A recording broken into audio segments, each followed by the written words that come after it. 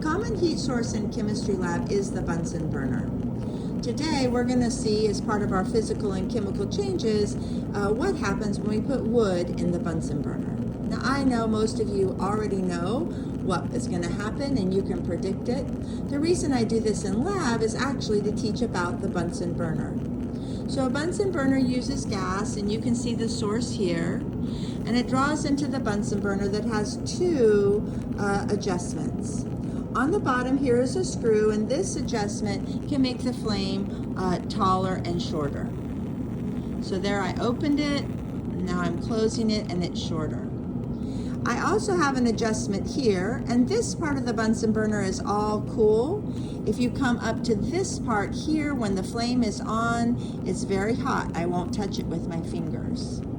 This adjustment down at the bottom adjusts the intensity of the flame by adding air, and specifically oxygen. So as I add more air, you can see that that center flame, there's two flames, almost translucent one that you can't see, and then an inner darker cone, and you get more as the oxygen is added. If I close down the oxygen, so I'm screwing it so no oxygen or air can go mix in with the flame, then in many Bunsen burners you'll see a yellow flame.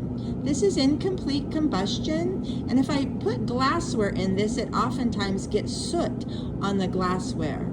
So we in chemistry lab do not usually use this flame. So if I open it up, here's a flame that is more intense, but not as intense as the previous one I had. I see just the blue flame, but I don't see an inner cone. So this would be a little less intense. And if I continue to screw the bottom, there's that inner cone. And when you need an intense flame, the top of the inner cone is the hottest, just above is the hottest part of the flame.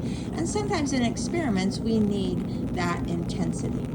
Now, I'm not going over safety of the Bunsen burner in this particular lab, in this video, just the two adjustments. I'm happy to talk with you, my students, in person about the safety, as well as there is a Bunsen burner safety video in our lab safety module.